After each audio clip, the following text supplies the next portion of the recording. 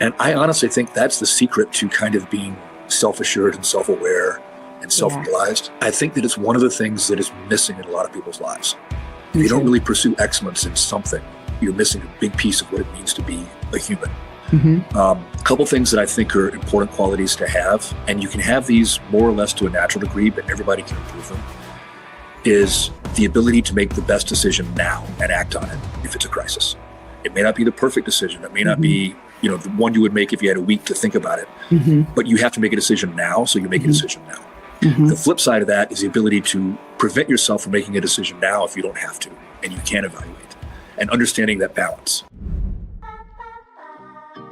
If you're new or watching this as a replay, welcome. I'm so glad that you're here. Please subscribe on YouTube, Rumble, Spotify, Apple iTunes, and anywhere else that you can see me or hear my voice. If you don't want to miss another episode of Defenders Live, you can join our free community at defenders-live.com and become a free subscriber. Lastly, if you're looking for exceptional firearms or self-defense training, go to defenders-usa.com and look at their calendar to see what training is coming to you this year.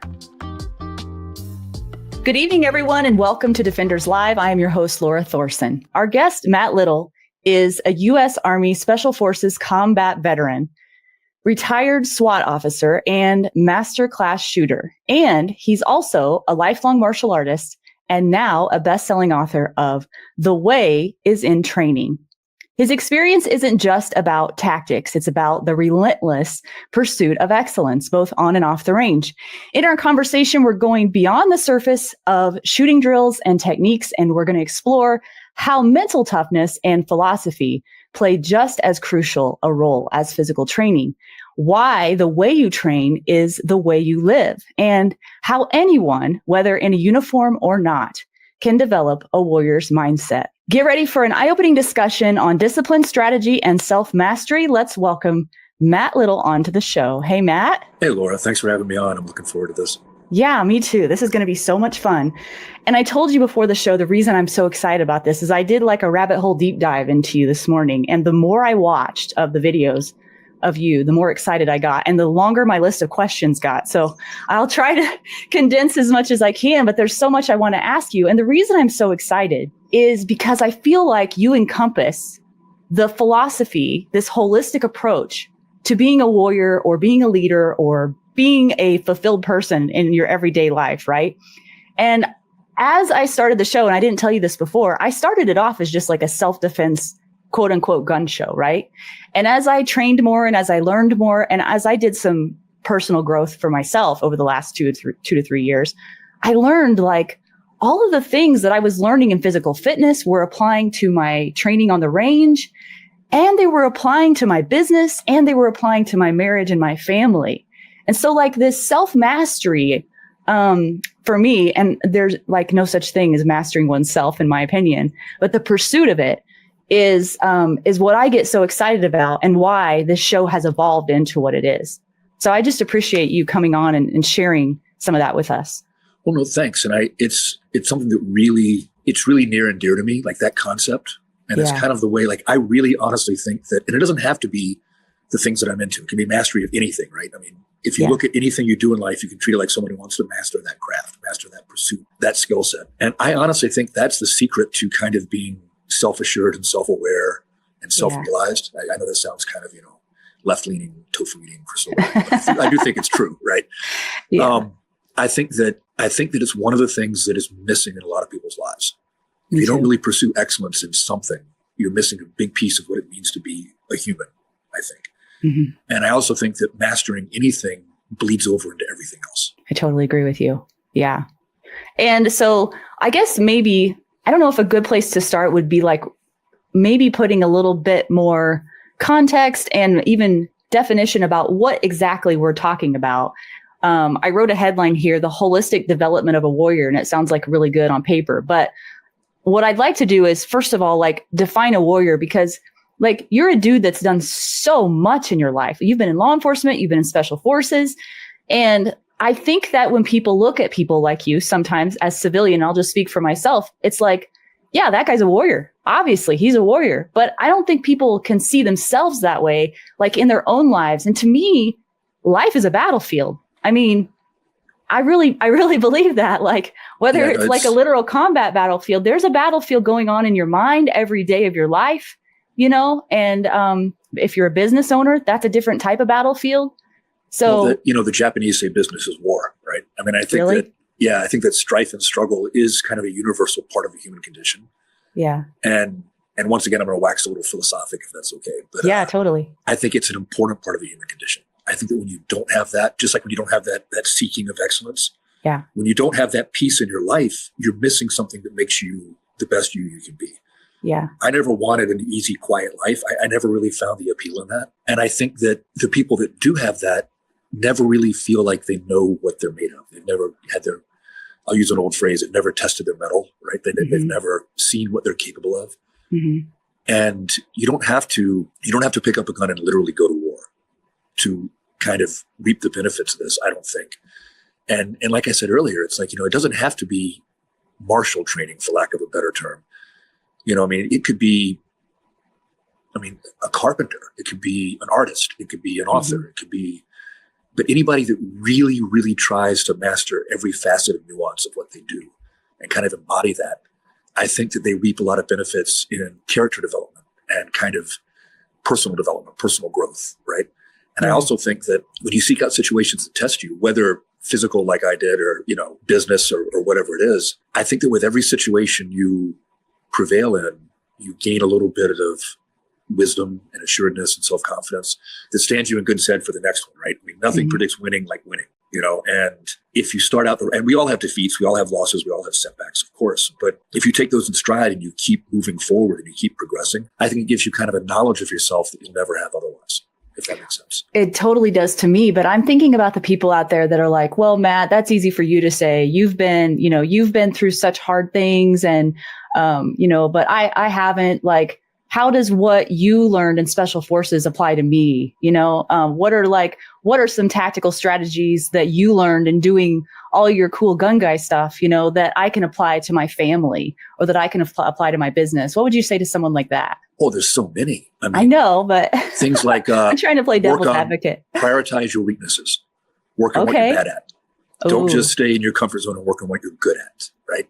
Yeah. Pick the things that you're not good at and get better at those. The things that matter that you're not good at and get better at those. Yeah. That's one. Another big one I like is, I use this a lot in my training. I use the 80-20 rule, right? The Pareto principle. And for anybody who hasn't heard of it, that's basically in any set of skills, 20% of the set of skills give you 80% of the results. And 80% of that set gives you 20% of the results. So you flip-flop the training time. Take that 20% that is the most important and spend 80% of your time on that. Mm-hmm. And the 80%, which is not as important, but you still have to do, spend 20% of time on that.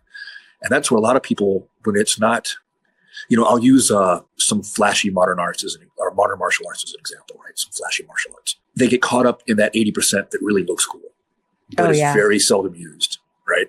And they spend all their time on that because it looks great and it feels good to do it, and it's fun. Yeah. Oh, it's absolutely fun. Yeah.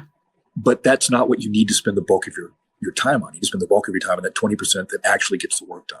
And I think that rule applies. And 20%, 80% are obviously abstractions, they're approximations, right? Mm-hmm.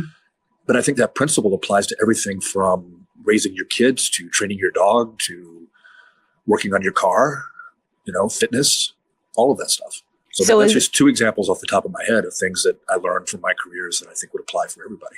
Yeah, that's really good. So one of the videos that you were on that I watched today, which when you said this, that was what got my level of excitement to another notch, was you said, and I watched two videos where you said this, so you must really believe it.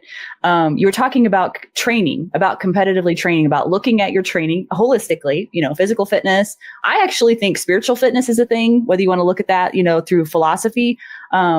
I think mental and emotional fitness is really important. And also the decision-making, practicing that under stress is one of the most important skills a concealed carrier can learn and practice. So, the physical training is really important and learning the skills is really important. But the other ones I think aren't touched on quite the same. But in this video, you were talking about how SWAT teams are essentially professional athletes because they're getting paid to do a job as a team. And I think the quote was, they're basically a professional sports team with the world's highest stakes. Yeah, no, and I strongly believe that. And unfortunately, although it's gotten so much better, in the last decade or less, half a decade. It's gotten way better, but it's still true that the phrase tactical athlete is given a lot of lip service, but people aren't really training, SFODAs, A teams and SF and SWAT teams like teams of athletes, and they should be. And what I mean by that is not so much the activities they're doing, but the training plan. Like, I think it's really important that you have to plan out, you have to template out your training. And that's important as an individual who's, a civilian that's into, kind of self-reliance and fitness and being able to defend themselves and take care of their loved ones and all that. It's important for anybody, really. You've got to kind of, if you don't chart out a course on the map, you're not going to be sure where you're going to wind up. You've got to have those skills and those abilities to do that. And I think that what happens a lot if you don't do that is you fall into the trap we talked about a minute ago, where you work on just what's fun instead of working on kind of the core skills. Or you fall into the other trap I already mentioned, where you're working on what you're good at all the time and not working on what you need to work on, is what you're bad at. Right? Yeah. And I think that it's far too easy, if you don't have a plan, to just kind of be aimless. I see a lot of people in shooting training, especially like civilians in shooting training, competitive shooters, self-defense shooters, it doesn't really matter, right? Is their idea of a range day is to pick a bunch of drills that look cool on YouTube and go to the range and shoot them. But the drill only exists to elicit a desired training effect, right? So it's not, the right thing to do is not just to pick a random set of drills and kind of throw them at the wall and see what sticks. You should go to the range and have a plan. I'm working on this. And this is my overall focus right now, but I still need to work on these things too and kind of maintain some other stuff. But my focus is this. What drills do I need to do to elicit that desired training response? And if you look at that for fitness too, it's the same thing, right? That's what I was thinking of. You've got to figure out, what are my weaknesses and what am I good at? And what do I need to prioritize and work on? And what is my plan to get me where I want to be 6 months from now? Because especially in fitness, you need that ebb and flow of building up to a peak and then kind of letting yourself deload a little bit and building back up. You got to plan that out. It shouldn't be just random. Right. And if you actually want to get to the next level, no matter if it's in the gym or on the range, it has to be deliberate. It takes a lot of work. It's not something you're just going to accidentally show up and be good at something. You know what I mean? Both of those things are in that department for me anyway. Deliberate, intentional practice. Right. Mindful practice. Deliberate, mindful, intentional practice. Ooh, let's get into the mindful thing when you're done with what you're saying there. No, I was just going to say that that is the ability to practice is a skill. And it's a skill you need to develop if you want to be good at things in your life. And once you develop that skill, it carries over into everything you're trying to learn. Like I mentioned to you before the show that my wife and I just bought our dream home. So we're doing a lot of projects around the house, and some things are in my wheelhouse and I've done them before, and some things are not. Like, I spent 21 years in Chicago. I never really had a yard in any of the properties I owned. Oh, wow. Not a real yard, Yeah. So I'm needing to learn, what grass to plant and how to maintain the lawn and how to run my zero-turn lawnmower and all this. I love those. Yeah. Oh, it's so much fun. I have this mental image of being in the Battle of Hoth from The Empire Strikes Back, and I'm in my speeder. Right? Oh my gosh. That's funny. But learning a new skill, it's the same thing. It's like, how do I learn this? What is my practice methodology? What am I working on this time? What is my priority? What do I need to learn first? And what can I wait a little bit? And kind of plan that out. Once you learn how to practice, it applies to everything. Which kind of, one more point I just thought of on this is kind of the flip side of this, the other side of the coin. And then we'll talk about mindfulness, because that's a subject I really think is important. But learning to teach is a skill separate from the skill you are teaching. Being a good instructor is a very difficult skill. And it's a separate skill from what you are teaching.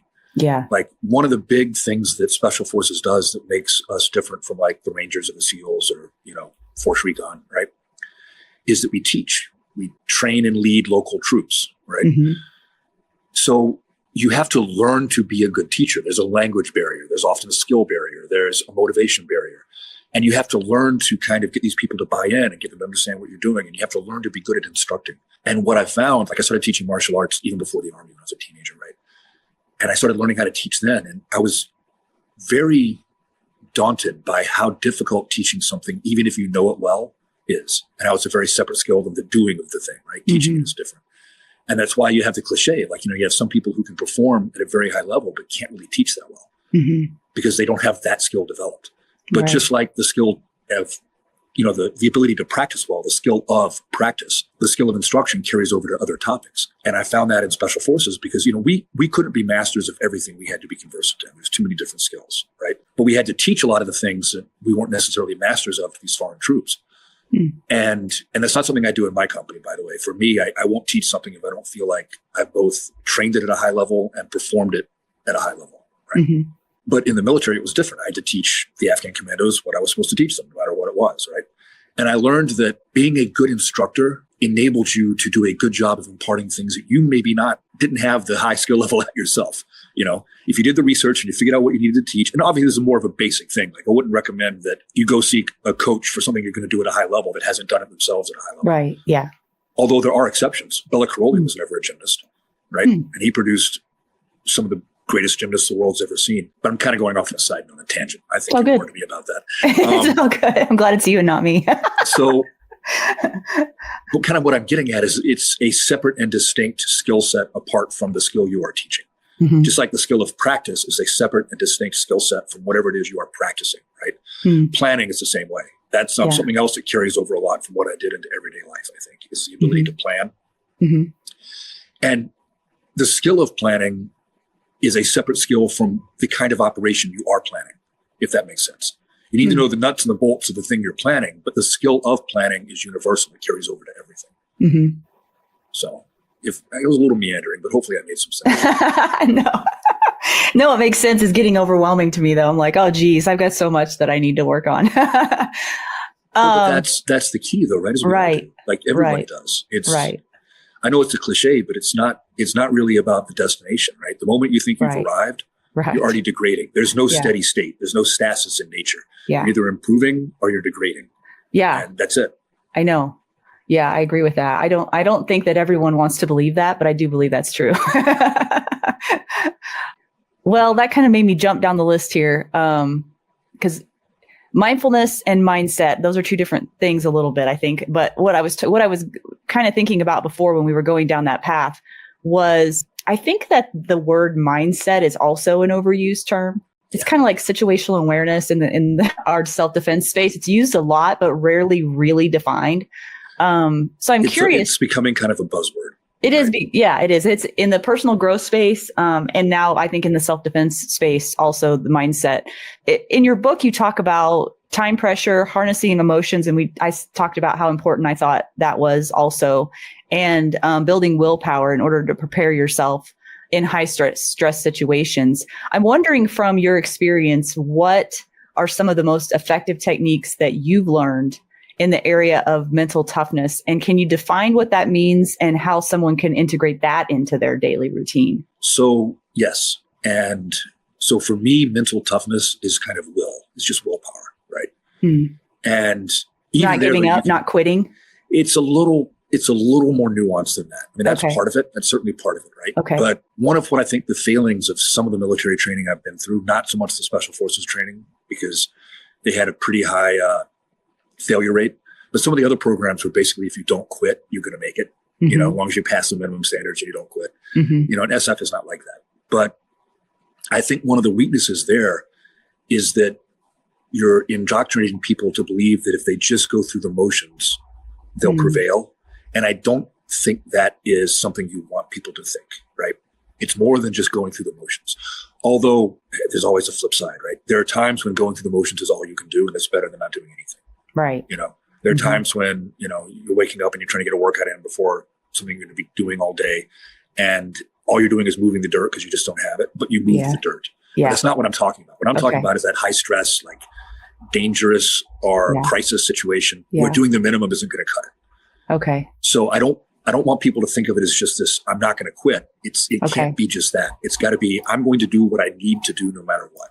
Which means keeping your brain engaged, it sounds like. Yes. Okay. And that's not so much a mindset thing. That goes back to the mindfulness. So we'll circle back. Okay.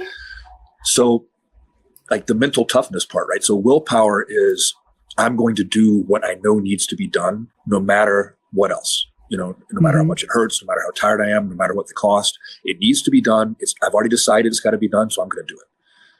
There's that. And there's also, you need to have a controlled and tempered aggression, right? And this is for everything, I think. But it's not a kind of aggression that makes you make mistakes. It's not emotional. It's very kind of almost calculating. Yeah. Composed is a good way to put it. That sounds better than calculating. I don't want it to sound like a serial killer. That's not right. Composed, like a very controlled, composed aggression.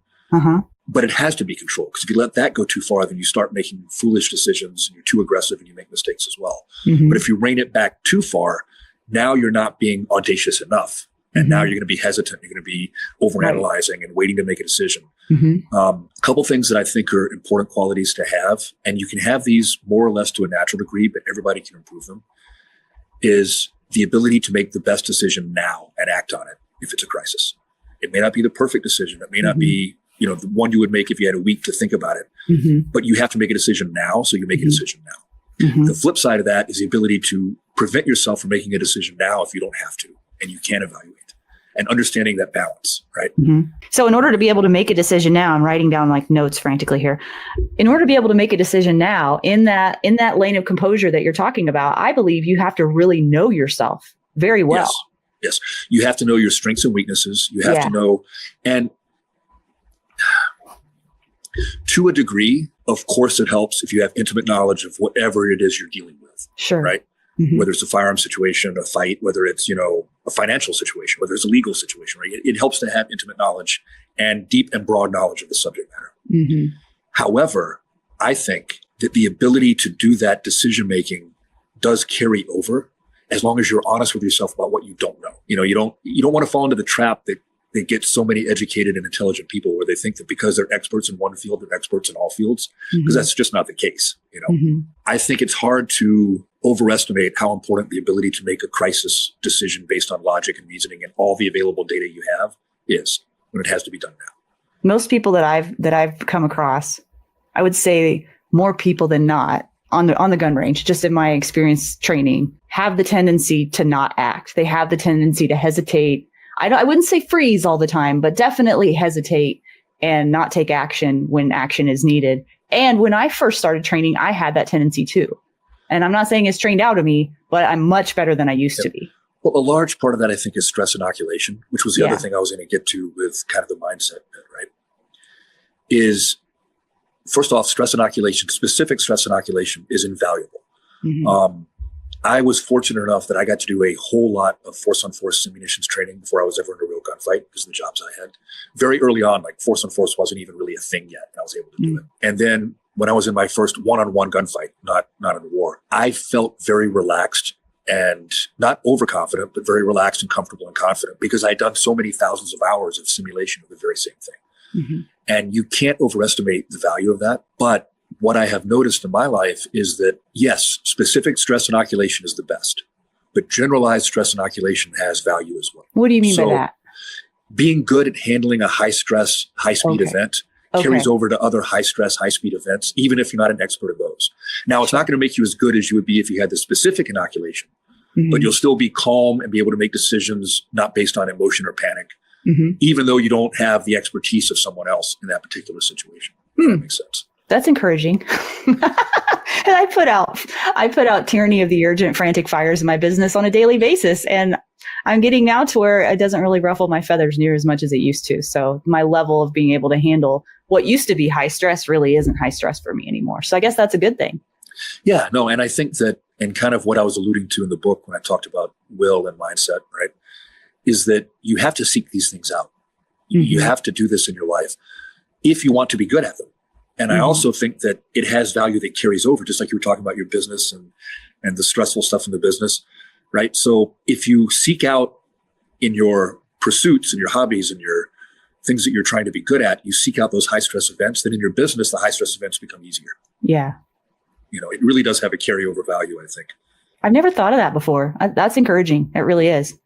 Because I'm thinking about like literally, shoot houses and simunitions and, and I've only been able to experience that once or twice. And, it's not like that's an everyday thing for me. And yeah, it's super fun. But I learned a ton about myself when I got put into a shoot house, a ton. So yeah, that's really valuable. Yeah. And I think that, so we talked about will and we talked about, that, right? Like will really matters, but also being able to not, I don't want to say panic because obviously you don't want to panic, right? but you can't be too attached to the outcome when something is going on. Mm-hmm. You know, Yeah. I mean, obviously panic is bad, but being attached to outcomes is bad as well. And that's a much more Dangerous. minor thing. Yeah. Yeah. But if I'm thinking about winning instead of thinking about the process I need to be following, I'm increasing my chances of losing. Yes. And that applies to everything, right? Yes. You've got to stay with the process and do each step the way it should be done. There is not a shooter out there that can't relate to that. I'm sorry, but that is so true. As soon as, at least for me, when my mind goes from what the task at hand is in front of me right now, and my mind goes someplace else, forget about it. It's over. Yeah. Yeah. Shooting is the most Zen thing there is. You have to, and that brings us back to mindfulness. Yeah. So, see how I did that? Well, that was really good because I wrote a note down about no mind, a martial arts concept called no mind. What is that? So mushin is the way it's said in Japanese. And the idea is that once you develop the physical skills at a subconscious level, you have to let your subconscious run that program, is basically what it means. As soon as your conscious mind tries to interfere, it's going to fall apart, which is just what we were talking about. When you consciously are thinking about, okay, my next array of targets is this, you're not being in the moment with the targets you're shooting now, and you're not letting your subconscious run its course. Right. Yeah, that's I call that letting go. That's a letting go process for me because I have to do that in the gym too sometimes when I'm doing like really long AMRAPs. In fact, I just posted a video about it, about how I tend to white knuckle things because I have a control freak inside of me and I have to practice letting go. And everything gets easier once I do that. It's very much a letting go. And how do you practice that though? Like, do you have that tendency too to be a control freak, Matt? Oh, absolutely. Okay. Yeah. So what do you do in your mind I try to bend the universe to my will, which never works. So you can relate to what I'm thinking here, which is like, okay, I can know that intellectually, but in practice, how do I do that in the moment when my programming is white knuckle? You start capturing those moments where you're not doing it and how that feels.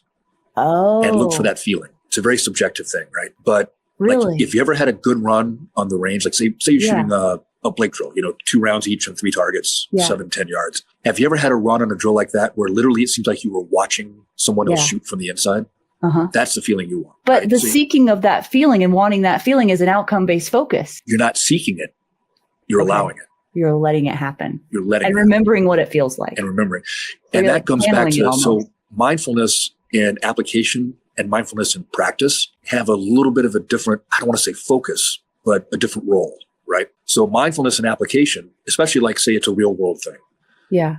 I need my conscious mind to be able to evaluate the situation, make decisions, look at the environment. My shooting or fighting or whatever it is has to be done subconsciously so that my conscious mind can handle what it needs to handle. It has a job to do as well, but it's a different job. In practice, my conscious mind needs to simply be an observer without judgment. That's the hard part for me, is without judgment. But you should be observing each repetition without judgment. And then immediately after the rep going, okay, this happened, this happened, this happened, this was good, that's why they went bad. And then you just do it again. And not judge it or label it. Nope, not judge it or label it. And I've gotten a lot better at this in my old age. I think I'm getting wiser as I get older. That's good. But I used to struggle with that a lot when I was younger because I wanted to make it happen, right? Yeah. You're not going to make it happen. Yeah. The trick is to do it and not be upset about the outcome at all, not have any emotional value attached to the outcome, and simply observe and be aware. And we all have this supercomputer in our subconscious, right? The base of our brain. And it will do amazing things way faster than our conscious mind can. Yeah. But like any other computer, it's very literal. We have to tell it exactly what we want. What's the desired end state? We have to give it left and right limits. You can't stray this far or that far. And we have to give it like the situation, what's at hand, the data. If you do that, it will figure it out, but you have to let it do that. And the only way to do that is to really let your conscious mind just observe. Just figure out, what happened? What did I do there that was good, that was bad? What could be better? How can I make even the good stuff greater? Right? Is that the same part of your brain where your gut instincts come from, like, or your spidey senses, so to speak? Yeah, I think so. I mean, I'm not an expert in the field, but I think it is. Yeah. It's like because, you know something without knowing it somehow. You know what I mean? So there's a concept that psychologists use called chunking. Oh, yeah. And this is kind of what's going on there. Like when you know something's off and you're trying to put your finger on it, you have these chunks of knowledge in your subconscious and they fit together in a certain way based on the situation. And this can be a technical thing, like for shooting, like, if you're for self-defense, especially, right? You assemble the chunks to make the appropriate device that handles the problem in your head. But what's going on when you have that spidey sense going off, I really believe, is that your subconscious is picking up on cues and things you're aware of that your conscious mind has not. And that's why a lot of people don't trust themselves with pre-attack cues because it's coming from the subconscious a lot of times, right? And they don't trust it because they haven't had the experiential background to see it play out over and over again. Yeah. Yeah, that can be really dangerous. And in a lot of cases that I've read about, that is exactly what happened. A woman had a bad feeling about something and she wanted to be nice, and being nice almost got her killed. So no, that happens a lot. And it's one of the things that just really, I wish I could just scream it from the rooftops, especially for women. And it really bothers me because it could be prevented, if people would trust themselves more. So I think that predatory humans are not as rare as people think, right? They're more common than people think. But I think it is fortunately fairly rare in our society. That's fortunate, but it also makes people not trust those instincts. Right? Yeah. Like not going to happen to me kind of a thing. Yeah. And also, like you said, that stigma of being impolite. Like I think people have a hard time with that. And you don't have to be impolite to follow your instincts. You can be you can still say nice words and create the distance and say them the right way. And they know you're not a victim. And I think we're getting off on a whole nother topic now. But that is all the topics. that is something I think that is really, really important for any sort of self-defense practitioner, right? It's that ability to learn those cues and react to them appropriately and be able to discern them. Those pre-attack cues are vital. And like it's different for me because I spent my whole life seeing pre-attack cues, in both jobs. But most people aren't exposed to that. Right. With that kind of frequency. So they feel it. Like, you're, like you said, you get the spidey sense tingling, you feel it, but they don't trust it. And I honestly think I was having a long conversation about this with a good friend of mine. He's a national champion shooter. He's now a cop in Florida. He was IT for 20 years, did a bunch of startup companies, and now he's a cop in Florida. That's funny. Yeah. Does Brazilian jiu-jitsu. He's a really good dude. That's cool. But we were talking about this and about how there's not enough decision-making training for civilians. And don't get me wrong, law enforcement does not do as good a job as it could with it, but they're still exposed to it a lot. And then you get that experiential training, that on-the-job training with it. If you work in a busy city, you're evaluating this stuff constantly all the time and you get really good at it. Yeah. And it's such a vital skill. Hey, I just tied this back into mindset. I know. Yeah. So you've got to cultivate that. Yeah. And as a civilian, the only way you can do that is to find some training that has that decision-making process, right? And there's some really good classes out there like managing unknown contacts and things like that. Chuck Haggard? Yeah, Chuck's a good I love legendary lawman, Chuck. Oh, yeah. I love Chuck. Yeah, me too. Chuck's a good friend of mine. Is he? And like that is something that you need as a civilian. Yeah. You need that. Other things I think you need as a civilian is some sort of force on force. And that is so rare for civilians that I've started recommending people try at least either paintball or airsoft, not because they're realistic, they are games, but the thing they give you that shooting matches doesn't is they give you an opponent who's also trying to shoot you. And you learn to read timing and intent and angles and all those things that you'll never get from just shooting targets. Right. Yeah. So, and you'll understand cover a lot better. Yes, you will. Or at least, it's airsoft and paintball. So sometimes concealment acts like cover, but that's not the point. The point is you start understanding the angles and reading the intent and the timing and capturing the initiative, right? Which are all vital things for fighting. Yeah. Because a gunfight's still a fight. The other thing I think civilians need to do, and you can scale this to your fitness level, to your age, whatever, but find some sort of combative sport and at least do a little bit of it. For two reasons. One is you need that skill for self-defense. Yeah, I know you might be a 90-year-old grandma, so scale it. If you go to a reputable martial arts school, they are not going to let you get hurt. They're going to scale it for you, and you'll be better off than you were without it. Yeah. Yeah. But the other thing it gives you is that experience of trying to impose your will through violence. And that sounds kind of brutal, but when you really boil it down to what fighting really is, that's what fighting really is. You're imposing your will on another human being who wants to impose their will on you. Right. You're doing it through physical means. And when the moment happens, if the moment happens, knock on wood, it never does. But if it ever does, it shouldn't be the first time you've experienced that. It shouldn't be the first time you've dealt with somebody who's trying to punch you in the face or trying to take you to the ground or trying to stab you or shoot you. I mean, I'm not saying you're really stabbed or really shot. That's not what I mean. But someone with that intent trying to do those things to you, you need to experience that before it's real, if that makes sense. Oh, totally. Yeah. Yeah. I agree because that the adrenaline that's going to be surging through your body when something goes down, even if it doesn't even turn out to be anything. I mean, I've been in situations where I've gotten, spidey senses went up, adrenaline starts pumping, and it's amazing what that effect can have on your body and on your thinking and just everything. It just affects you so much. And in the simulations, it did the same thing for me. And it was really good practice. Yeah. And you need that, like you said, you need that stress inoculation too. You know, you need to have that feeling in training before you have it for real. So it won't be the first time you've done it. Hey guys, I want to offer you something that is a personal touch, something special that I can share with you to help you grow and develop along this journey in this path as a defender. And what I'm offering is a monthly live call that you can participate in. And we're going to be talking about the 4 areas that I believe all defenders of life should be strong in. And those are physical fitness, emotional fitness, spiritual fitness, and training. So if you're interested in learning about those things and developing yourself throughout that journey, I'm here to help you. And I want my paid subscribers to have that personal touch of getting to talk with me one-on-one in this group call and sharing with others and encouraging others along this path. So if you'd like to get in on those calls, go to defenders-live.com, become a paid subscriber. I cannot wait to see you there. And thank you so much for your support of Defenders Live. I have this fascination with people, Matt. I love connecting with people. I love learning from them.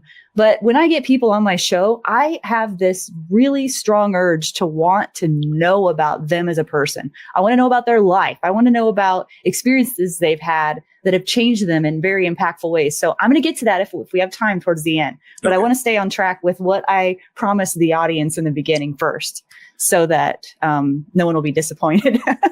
So let's talk about, you talk about data-driven training. And I have a lot of people in my, sphere of influence, I guess you could say, in the gun training community that are exactly on this path, that think data-driven training is the way to go, and continual assessment. And you kind of spoke to that earlier.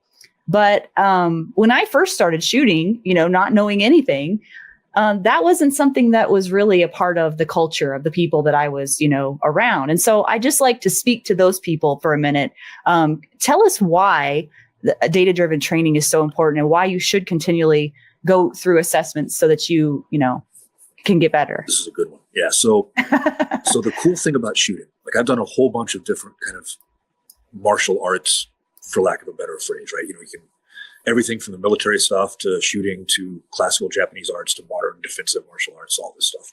And shooting is the only one where every single metric for improvement is quantifiable. So if I'm working on striking, say I'm doing Jeet Kune Do or Muay Thai or, Western boxing, right? I can't really put my jab on a shot timer, not easily. Maybe my coach's eye could do it, but it's not something I can just do in the gym and do 50,000 reps on like I can with a draw. Right? Yeah. They have ways of measuring the force impact of a punch, but once again, they're kind of unwieldy, and it's not always about just the sheer raw numbers of the force impact either. A lot of it is about targeting and everything else. What I'm getting at is it's very hard to quantify what makes a good jab, except it worked or it didn't work against a person. Yeah.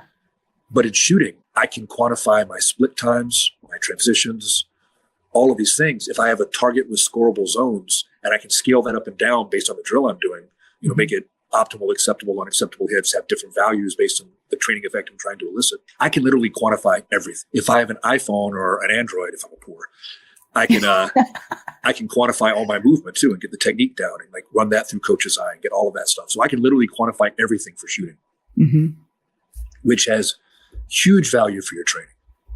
Right now, I do think it's important not to be a slave to the timer because some things should be kind of more experiential. And when you first started shooting, everything you were doing was an experiment. You did not have sound technique yet, right? So that's not necessarily a bad thing in the beginning. But once you understand the mechanics of good technique, you need to start pushing the boundaries to improve. And kind of the way I always illustrate this is through law enforcement training, okay?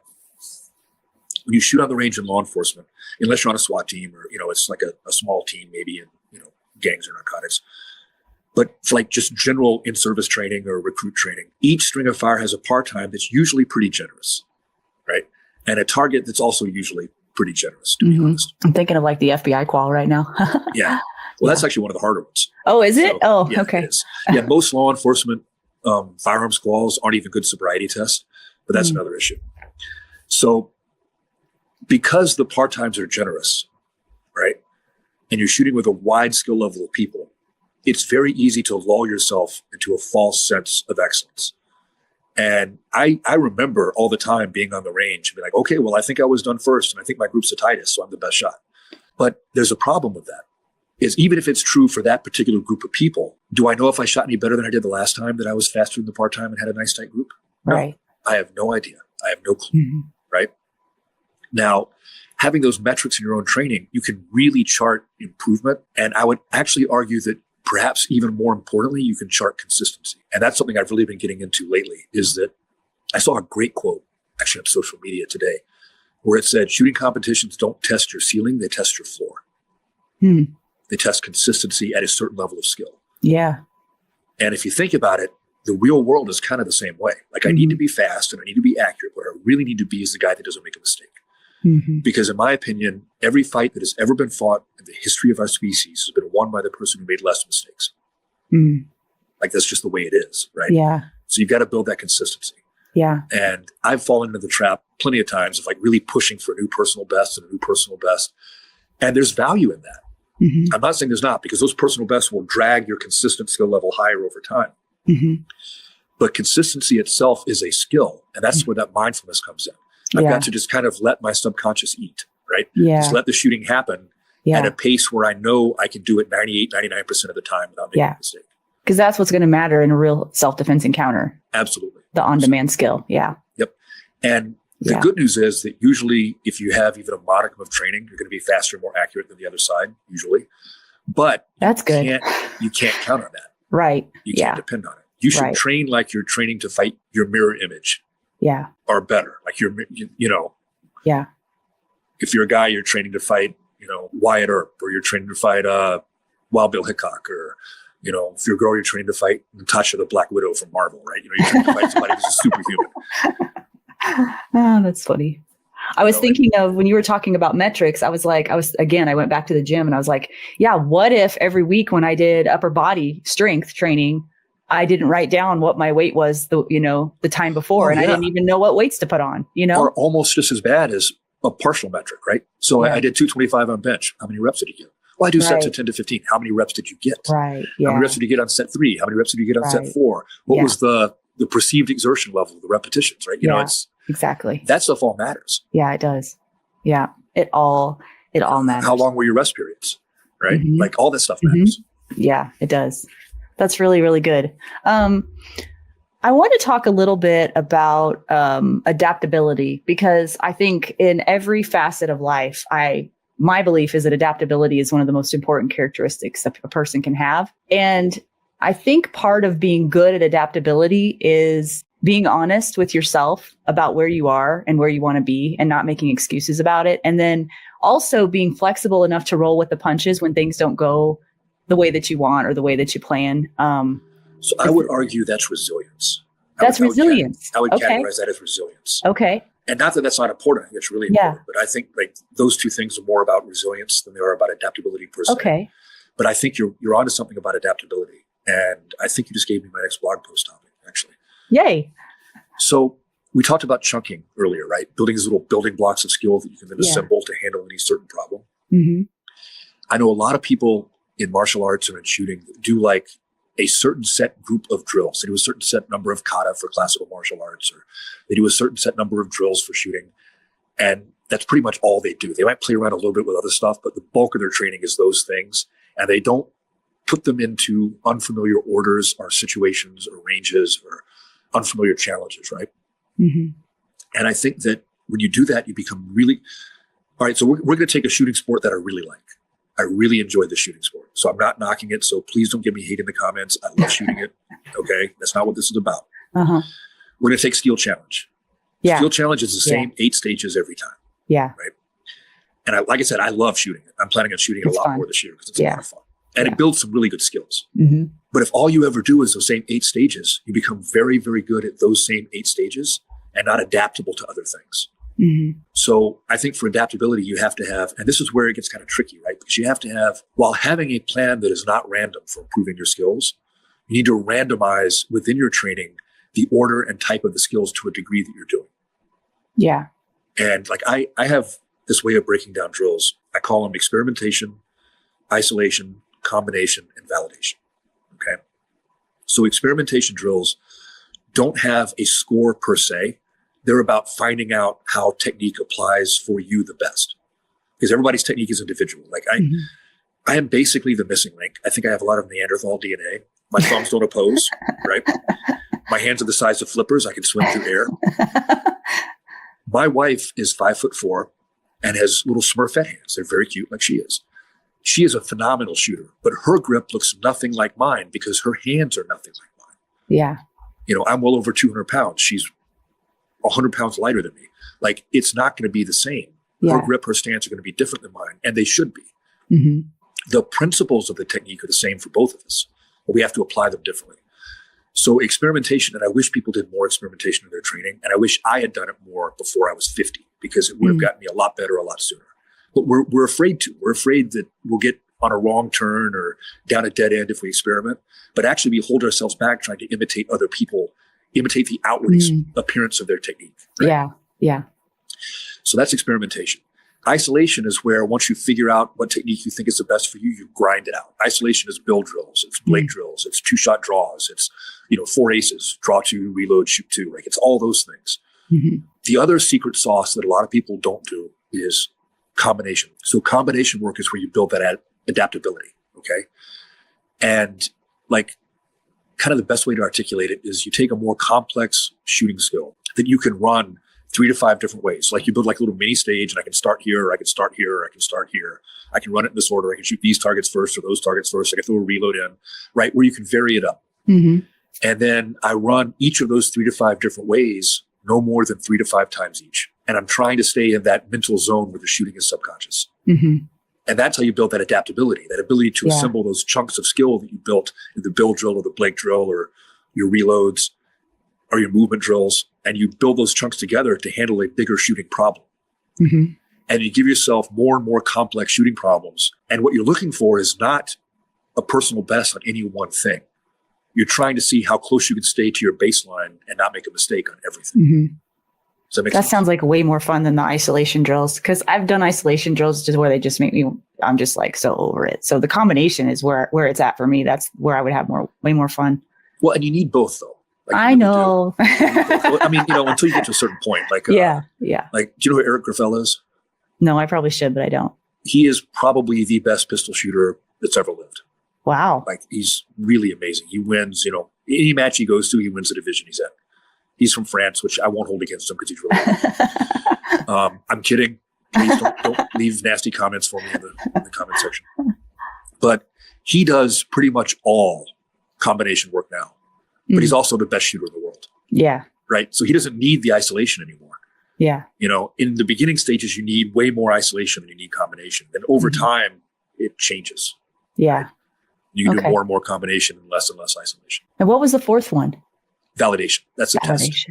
Okay. Yeah. That's confirming. Okay. Yep. And you've got it's important to test and retest on a regular basis. Test, change a variable, retest, and see if you improve. Which somebody who was on the show, I can't remember when, it just popped in my head, said that it might've been Tim Herron. I don't know for sure. Said that competition shooting is not training. It's the test. Yeah. And some people look at it as match training. Is the test. The match is the test. But there are a lot of people that look at it Tim. as training Tim's a good though. dude too. Yeah. Tim is really smart. So do you know AJ Zito? Yes, I love AJ. Yeah. So I got to tell this story. Okay. They're probably going to send me nasty DMs, but I'm going to tell it anyway. So they were both staying at my house. And I looked at them and I said, you do realize that the three of us are the cast from Lord of the Rings, right? Gimli, Frodo, and Gandalf right there. Oh, gosh. Yeah, that would be quite a combination. That's so funny. They're both great people. I love them both. Yeah, they are for sure. They've both been on the show at least once, I think. So that's cool. Well, let me get to I call them like the fun questions. Like there's meat and potato questions, and then there's like fun questions. Since we're towards the end here, it's just a matter of like, which one do I want to ask you the most? I know. experience in my life that changed it or something like that? Yeah, I love people's stories. I don't know. Stories are just where I it's can at tell you for what me. started me on this whole path. Well, sure. Let's start with that. Okay. So when I was a little kid, I started martial arts at a really early age. Right? Like we lived in Japan briefly when I was a kid. I think I saw something there that got me kind of enamored of it. Right. So I started martial arts at 8. I had a black belt by 12. Wow. I've been training ever since. Mm-hmm. And we would have samurai movie night at the dojo every Sunday night. So I'm a little kid and I'm watching all these black and white samurai films like Seven Samurai and all this stuff. And they had the Musashi trilogy about Miyamoto Musashi on there. And that has literally shaped that person. He was a real person, right? Yeah. But that has literally shaped my entire life. Like the title of my book is a quote from something he wrote. Oh, really? That's something he said. Yeah. And I always wanted to be, that's just what I wanted to be. I wanted to be not just a warrior, but kind of that philosophical, deep thinking warrior, you know, that kind of that samurai ideal. Mm-hmm. And once again, don't hate me in the comments. I'm not saying I'm a samurai, right? I'm well aware I'm a middle-aged Irish dude in the 21st century. I get that. But the values of that, like, really resonated with me. And I think that's why kind of I've explored things from kind of a more mindful, philosophical bent than a lot of my peers. Is because of that. What about it, though? Can you give me an specific example of what was so impactful? Just that like incredible desire for self-mastery, for like doing everything like it's a work of art. Like everything you do, trying to do it to the highest level. I think that's just fulfillment, really, at the end of the day. Yeah, I think that's the path to fulfillment, is having which brings us all the way back around to the beginning. Really? Does it? When we first started talking about it. Well, at the end of the day, like, why wouldn't I want to create a show that helps people have more fulfilled lives, you know? Well, and I really believe the things I said. Like, I think without challenging yourself and finding your limits and then pushing those limits and going past them, without continually working on yourself, and not just in the physical sense, like the character sense as well. Mm-hmm. Like, that and being good to the people that deserve it are really, for me, like the whole purpose of life. Like that's, I can't think of any other reason why I'm here than just try to be the best I can be and do the best I can do. I don't know, anything else would seem kind of hollow to me. Yeah. Well, I think that there are particular, unfortunately, a lot of people probably do feel pretty hollow this day and age. And so I do. Okay, here's another question for you. Has there ever been anyone in your life who believed in you more than you believed in yourself? Oh, yeah. Yeah, especially early on. A variety of mentors. Some of my martial arts teachers, some of the NCOs I had in the Army, And so you haven't always been this guy then? Is that what you're saying? I haven't been as good a version of this guy. Yeah. I've still got a lot of improvement to make. But in the beginning, there were doubts about whether I could pull some of the stuff I wanted to do off. I mean, well, you had some pretty big aspirations. Special Forces is no joke. It is one of the things I'm proudest of. And here's why. All the stuff I went through to get there was an entry ticket to the kind of world that most people only read about and see in movies. And like, I've always been a big reader, right? So the kind of people you read about in things like the Iliad by Homer, or, the King Arthur stuff, or the Lord of the Rings, or Game of Thrones, or, all these larger than life, flawed, but larger than life, almost superhuman people, right? Mm-hmm. Those people really exist. And I got to live my life surrounded by them in their company. Like, I got to be part of that club. And that means more to me than I could ever say. Like, that was what I was looking for, and I got it. Well, the reason I asked you that question is because my experience has been that some of the mentors that I've had have truly changed my life.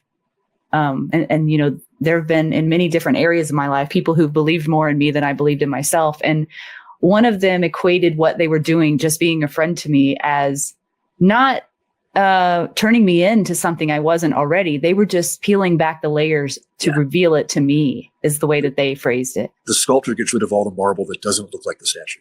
Yeah. Yeah. So I wondered if you had anyone like that. I've got so many, like I could so many. It's so many people. That's really good. And I think it was more for me because I was always pretty, especially when I was younger, I was pretty aggressive. Like, and I was determined. Oh God, here's a funny story. So I found out when I was training up for selection for Special Forces that if you died in training, you still got the Green Beret. Wow. And I remember talking to the girl I was dating at the time, and I was like, well, either way, I'm coming back with the Green Beret. And she goes, what do you mean? I was like, well, if I die, they just give it to me and I'm only coming back dead or with it. And she's like, oh my God. Oh, geez. But that was how I looked at the world, right? Especially as a young man. So for me, the mentors weren't so much about driving myself as they were about tempering me and making me better, making me less of a piece of heavy machinery in social situations, making me more empathetic, making me more understanding of others' issues and, not being too hardcore with other people. Yeah. And that was a lesson I had to learn. And I had to learn it several times because I was a slow learner, And the other lesson I had to learn was kind of reading the room, I guess is the best way to encapsulate it, right? Yeah. Like I went from Fort Bragg and becoming a Green Beret to being a Chicago cop. And don't get me wrong, there were some superhuman people in the Chicago Police Department too, but the culture was different. Yeah. And I went into it treating it like it was the same culture, and that didn't work out so well at first. And I had to temper that and learn to interact with people a bit differently so that I could get along and get the places I needed to go and things I wanted done. And that was a hugely valuable lesson that honestly helped me in special forces too. Because when you're dealing with foreign troops, you have to kind of massage things. You can't just run roughshod over people, right? So you had to develop a softness to a degree. Yeah, I had to develop that. And that was kind of a failing of mine as a young man. I think I was too aggressive and not understanding enough of others that weren't necessarily on the same kind of hardcore path I was on. Right. And the older I get, the more understanding of that I become. Like here's an analogy to kind of fit, or an example, I guess, not really an analogy, an example. I need to be specific, right? People think I'm inarticulate. So you know how a lot of people will people that have never been in the military love to put on body armor and battle belts to go shoot, right? And there was a time where I was very critical of that. I'll be honest. I was kind of arrogant. I can see why. Yeah. Because I was like, well, we had 20 years. I mean, you guys could have come along. We would have taken you. But then I thought about it and I kind of had a moment of realization. And people playing dress up, I still kind of look at in disdain, but it's not all people playing dress up. And the example I use for that is if you look on the wall behind me, there's a Japanese sword, right? I spent hours and hours and hours when I was younger learning to fight with a Japanese sword. I am never going to fight with a Japanese sword. I am not a samurai. I'm a middle-aged Irish guy. We established that without a doubt earlier, right? Yeah. But it was important to me as a martial art, kind of a path of self-awareness, self-mastery. Yeah. So the people that are doing it for that motivation are no different than I was when I was doing that. Yeah. And for me to look down at them is the height of arrogance, because at the end of the day, that really is what I think it's all about. Especially if you're looking down on them and they're looking up at you, like admiring you. It's just not right. Yeah. And I mean, I don't want to overstate it. I wasn't a jerk. Yeah, I know. What I mean. You're just saying what was going on in your head at the time. Yeah, and I was wrong, and I'll freely admit that, and I'll apologize to everybody I thought that way about, because it really is like a martial art to them, and that's okay. Yeah. There's nothing wrong with that. Yeah. So then, I'm debating how long to go here. One of the things I wanted to ask you, depending on how the interview went, because I can always tell by the end of the interview if it's okay to ask these kind of questions or not. But I'm curious, I guess I'll say this first. One of the things that I consider to be a trait of a strong person isn't how big their muscles are or how well they can shoot or any of that. The people that I look up to the most, and it's even more impressive in the big, like strong, muscly people, I guess. But the trait that I value the most in someone is their humbleness, their ability to serve others, and most importantly, the people who can admit their weaknesses. So I'm curious what you consider your biggest weaknesses are right now that you're still working on. I mean, I will always fight with being overly aggressive and trying to force things to happen. Yeah. That's a constant battle that I have to work on. Yeah. I don't want to say, I think I've come a long way, like we just talked about a minute ago, about kind of being able to give people, not everyone is on the same path, and they shouldn't be, and that's okay. Yeah. There's nothing wrong with that. And the older I get, the easier it gets for me to really, truly embody that, not just kind of give it, academic lip service in my conscious mind. And that's something that I always try to work on as well. But yeah, the biggest one is aggression. That's the biggest one. And aggression can be a very powerful tool when it's channeled, but can also be a big weakness.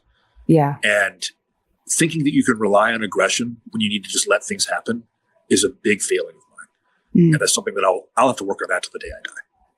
The thing that you said about letting people, run their own race kind of a thing, or not judging them for the path that they're on, I think that's really valuable too, because what I've learned is that actually if I'm open-minded, I can really learn something from almost anyone.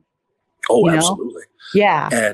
And that's something that I never want to lose sight of that. And there are times where I have. Yeah. And that kind of ties into the other two failings I just talked about. So yeah, that's something that I'll probably always have to continually remind myself of, but it gets easier to remind myself of it as I get older. Yeah. But that's one of the valuable things about getting older, though, then I suppose, is some people do actually get wiser as they get older. I think a lot of it too is, how can I articulate this? Because there's a fine line here, right? Mm-hmm. Like, you should always be proving yourself in one sense, because you always should be testing yourself and challenging yourself. Mm-hmm. But there comes a certain point where you really don't have anything to prove to anyone else anymore. Yeah. And I think, totally get that. And not from a place of arrogance. That's not what I mean, but just you are who you are, and you're comfortable with the fact that you're imperfect and that you make mistakes and that you're not the master of everything, right? And you just summed up the last 3 years of my life, like in 3 sentences right there. Well, and it's very freeing too, right? Like, it's like, I'll freely admit that I make some foolish decisions sometimes. I make some very spastic mistakes, right? Like, that's just the human condition. None of us are perfect. We're not superhuman. Yeah.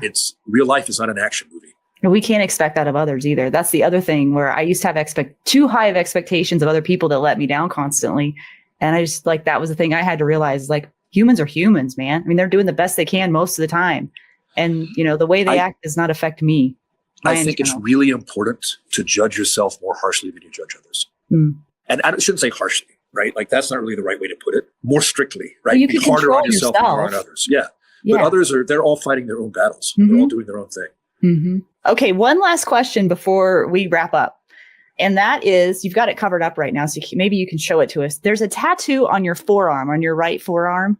And it's like some kind of, not that one. It's on the other side. Yeah. What is that? I'm curious. That is actually a matching tattoo I have with my wife. It stands for, she teaches yoga. Yeah. Oh. It means forever. It means forever. Oh, gosh. My heart is melting. Oh, gosh. Okay. I was just curious. The other one is my team from SF. Okay. I really liked, I'm not going to ask you to tell the story because we're long on time, but is the story of the naming of your company on your website? It is. It's in my blog on the website. Okay. Let's pull that up. And it's in the book too. Graybeardactual.com is where you can find out everything about Matt Little. And you have a really nice website, by the way. And I would encourage everyone to go read the story about how the name Graybeard Actual came to be. It's pretty cool. It's a really cool story. Yeah. Even though my beard is gray now, the graybeard is not me. Right. The graybeard is not you, which that was what I assumed it was until I heard the story, but the story was way better. So, and then if people want to go buy your book, The Way is in the training. People can find it on Amazon.com or go to the website. Is that correct? That is correct. Yeah. Okay. And then you're on Instagram, Facebook, and YouTube. For the people that are listening and not watching the show right now, letting people know that they can go to Graybeard_actual on Instagram, Facebook, and YouTube. So this has been a lot of fun. I've enjoyed it a lot. Yeah. If time was not an issue, I think this could have gone even longer. But people generally only have so much attention span, even though I think you and I, time doesn't matter. But I have to be respectful of that too. So as far as, I guess, bringing it home for the audience, what do you think the key takeaways would be? I just love that you are a special forces guy, former law enforcement. You've had years and years of training, and yet you have a way of being able to apply everything that you teach to the everyday concealed carrier, and even just people that care about their family, right? That just want to stay safe, that are running businesses, that are doing the day-to-day stuff. Like, all of it applies. And you're the first guest that I've had on that kind of has brought that home for me. So I want to thank you for that, because that's something that's meant a lot to me. I appreciate it. Thank you. Yeah, we might need to have you back on again if you're willing. No, I'll definitely come back on again. No, I just think it's the desire to be a better version of ourselves is universal if we admit it to ourselves. I think a lot of people try to act cynical about it. Yeah. But that's because they're unhappy with whatever version of themselves they are, right? And I really think that this is such a big thing that leads to a better life, just like that. And like I said, it doesn't have to be this stuff. It could be anything. It could be pottery. It could be, painting. It could be just working on motorcycles. It could be whatever. But mastering a craft, like really diving deep into it, I think that it gives you lessons you can apply to everything in your life. And especially like we talked about earlier, like a craft that involves like high stress decisions with high stakes. That definitely carries over into those bad moments that everybody has, whether it's, a loved one being sick and going to the emergency room, or a business crisis and you got to deal with stuff in the office. But that stress inoculation, I think, carries over, that ability to make those decisions and kind of form those chunks of action or data like we talked about is universal, I think. I just encourage everybody who's watching or listening to just do something that stretches you, that helps you get to know yourself, like honestly, who you really are. Because what I've learned just from the simple practice of showing up every day in the gym, so valuable. Can't put words to it. And the byproduct is I'm getting stronger. Like it's not even about, getting stronger anymore. Yeah. It's all like this mental exercise of showing up. The journey is the destination. Exactly. Yeah. Doesn't matter what it is. So I just encourage all of you to take all of this to heart. Matt, you've been an absolute pleasure. I really enjoyed every minute of it. I can't thank you enough for your time. I had a great time, and I'd be happy to come on again if you'd have me. So if you want to see Matt back on the show, put in the comments, let me know, and maybe we can get him back on. Awesome. Well, thank you so much.